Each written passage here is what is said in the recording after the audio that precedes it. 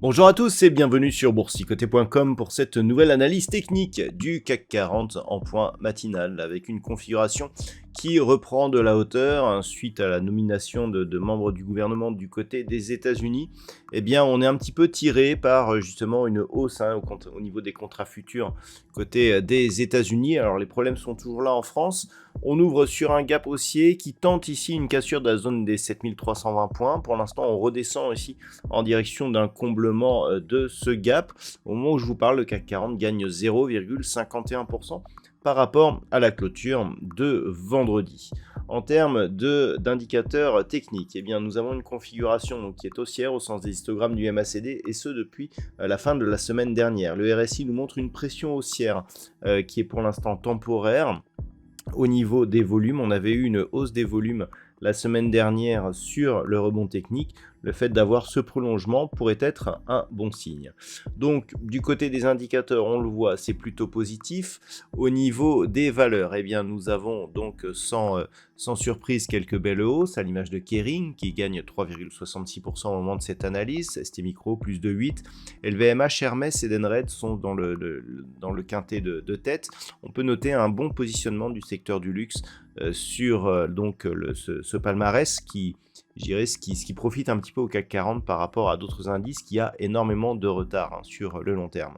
Au niveau des plus fortes baisses, Thales donc est toujours sur un marché baissier, moins 2,6%, ArcelorMittal moins 1,13%, d'autres valeurs comme Renault, AXA ou Michelin sont sur des baisses inférieures à 1%. Donc pour l'instant, techniquement, on a un signal qui est assez intéressant puisqu'on vient ici mettre un tout petit contact ici sur la bande de Bollinger supérieure. On n'a pas eu de contact en temps réel. Le contact se fait parce qu'on a ici des cours qui redescendent. Donc on est venu ici sur la Bollinger chercher le plus haut actuel. Bon, pour l'instant, donc on n'est pas vraiment sur un mouvement de retournement. On a certes cassé ici cette zone de point haut des 7320, mais d'une manière temporaire. Donc maintenant que cette zone a été fragilisée, a été testée, si on revient la recasser sans combler le gap, là le signal positif sera confirmé. Toutefois, lorsque l'on observe un petit peu ce qui se passe, on a ici ce trend baissier qui est porté par une résistance oblique avec 3 points de contact. Ces 3 points de contact nous donnent une projection proche ici des 7460 points. Si on voulait, je dirais, sortir de cette dynamique baissière, il faudrait casser cette résistance oblique. Pour l'instant, on en est encore loin. Donc même si on revient ici, marquer un contact sur la bolle supérieure, ce qui avait été le cas d'ailleurs au lendemain de l'élection de Donald Trump, eh bien, il va falloir confirmer. Vous voyez que derrière, on n'avait pas eu de confirmation et on était reparti ici sur un contact bande de Bollinger inférieure. Donc clairement, ce qu'il va falloir surveiller aujourd'hui, c'est le comblement de ce gap sur ce plus haut ici à 7271 points. Tant que les cours restent désormais au-delà des 7240 points, on a potentiellement contact ici bol supérieur, retour sur moyenne mobile 20 exponentielle. Tant que l'on reste au-dessus de cette moyenne mobile, plutôt que de rester en dessous comme ça avait été le cas ici sur toute cette phase, eh bien on reprendra un biais un peu plus positif. Si on repasse sous cette zone et que l'on recasse 7225 points, eh bien on aura une invalidation donc de ce signal positif avec un risque qui reviendrait de casser ici cette zone des 7160 points pour se diriger vers la zone de support prochaine, 7040, 7075 points.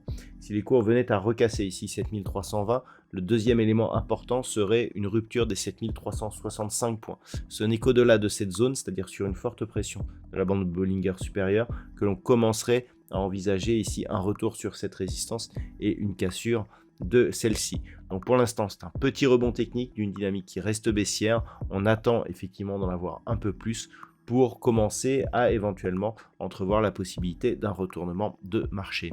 Voilà donc ce que l'on peut dire aujourd'hui sur cette configuration technique. D'un point de vue macroéconomique, nous venons d'avoir le chiffre IFO du climat des affaires en Allemagne qui s'est révélé légèrement inférieur à ce qui était attendu. Nous aurons une intervention de membres de la BCE aujourd'hui, mais pas de statistiques majeures dans l'après-midi. Je vous souhaite donc de passer une bonne séance. On se retrouve dès ce soir pour toutes les autres analyses techniques du site boursicoté.com.